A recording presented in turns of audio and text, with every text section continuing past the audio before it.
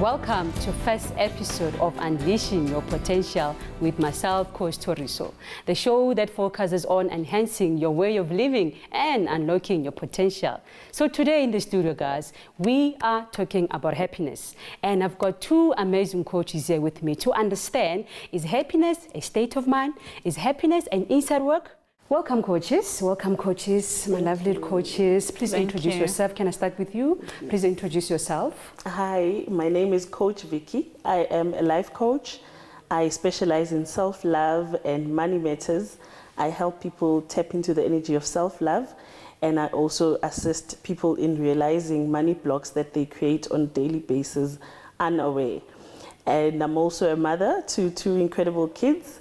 A boy and a girl, and a wife to my husband. Okay. I'm also running a business around administration for companies, small companies that would love to ensure that their paperwork is in order. Okay, yes, nice. Thank you. Lovely to have you here. Thank you. Coach, my lady, please introduce yourself. Thank you so much for having us here, Coach. I am Amelia Mamli Rahlankana, known as Coach Amelia. I am a holistic life coach, specializing mainly in skills development as well as happiness. Nice. I'm a mompreneur. I call myself... Mompreneur. Yes. Okay. Yes, I call myself an executive housewife. Yes, Kia. Yes. So yeah, I am a managing director for my company, which is Makoti Skills Development Solutions, where we deal with workplace skills training, we deal with coaching and mentoring, we manufacture chemical detergents, household chemical detergents, and yeah, I'm also an assistant, executive assistant in my husband's company, which is Rahlankana Advisory Services. So there's quite a lot that I do, but coaching being the center of it. I'm also an environmental scientist. Oh, I shouldn't forget that. You are powerhouse. Hey, I love that. I definitely am. Well, it's lovely to have you here. It's lovely to be here unleashing your potential. Now, I know that there's a journey before you became the woman that you are. Yes. These amazing powerhouses that you are. What's your journey for you, like your upbringing actually? Before you became a coach, like your upbringing, how was it? How did you grow up? Okay, I can say on my side I had a good experience with both my parents there. Nice. I had a great upbringing. I think it's just amazing when you have both your parents there to support you and give you the love and the happiness experience that you need. So I won't say that I had a struggle or background, you know. It's just one of those happy family of three, you know. It was just a small family. And I think that's what made it special for me. And it also made me struggle a bit with gelling with most people because it has always been the three of us at home. Okay, all right. Yeah, so I didn't know how to interact with most people.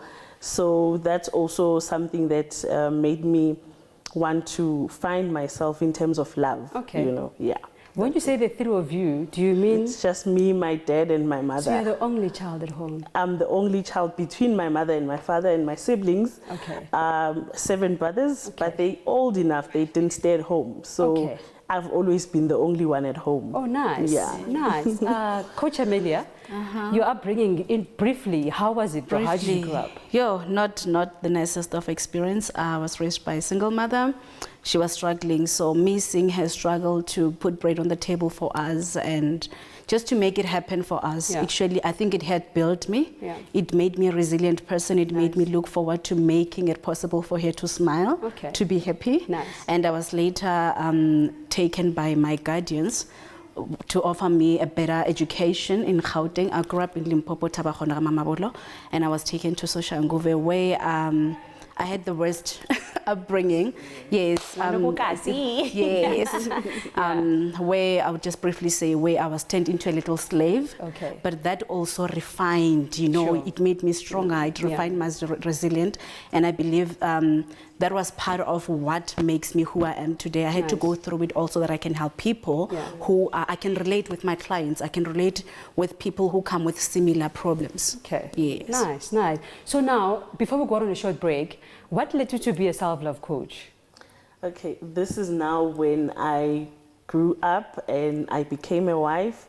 I kind of like lost myself and I felt like, okay, I don't like what I see in the mirror. I'm not in love with who I am. I kind of felt a little bit depressed about the state of mindset that I was in. And this is when now I thought, okay, I need to do something about it. Why is it that the kind of environment and the people around me are not giving me the love that I deserve, you know, the love that I give? Okay. And this is when now, when I went on my journey of self-discovery, I realized that, okay, it actually starts with you. Yeah. You know, what you see in the mirror, you reflect that to Reflection, people. yeah. And if you give yourself the 10% kind of love, people are going to give you 10%. That's where it all started for me. And I fell in love with the idea of just loving myself more and pouring more onto my cup more. And then that's how the environment around me started changing and experiencing a happy space, you know. Yeah. I like that. It starts with you, starts with yourself, right? Yes. Coach Amelia, you being a happiness coach, how did that come about? Okay, this coaching thing for me, it's more of responding to a spiritual gift. I have been a coach from as far as I can remember, yes, but it wasn't formal as yet. But then when I became a holistic life coach, I started realizing that every time I am with people, or let's say my clients, when they leave my space, I get feedback that, you know what, I feel so happy ever since I experienced you. And it made me reflect and do self-introspection, because I've been such a depressed person. And I realized that I'm definitely pouring from an empty glass. So how about if I start with me, just like Coach Vicky is saying, start with me, build myself to be happy. And when I started realizing that I am actually experiencing happiness, then I decided maybe I need to also help people to realize that they come to me with different issues, but they eventually experience happiness, which is what makes us want to go further in life, right? And like I said before we started that, as a coach, I need other coaches. So I've been going for other coaches sessions, like I've done the self-love coaching session with her. I have done like different sessions with other coaches, until one of my life coaches said to me, since you say your skills development company has suffered a lot due to COVID-19, how about if you convert or change and rebrand into happiness coaching, which is something I never thought really existed as a title.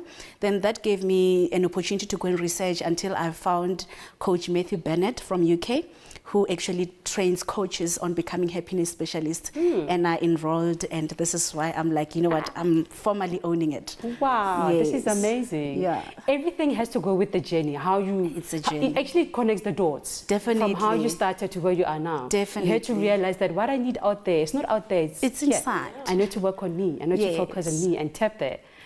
Without wasting any further more time, let's go for an ad break, and we're going to talk more about how actually we can tap into this happiness, because of the saying that it's an inside job. So it's up to you and I to tap into that. So please, let's go for an ad break, and we'll see you right back.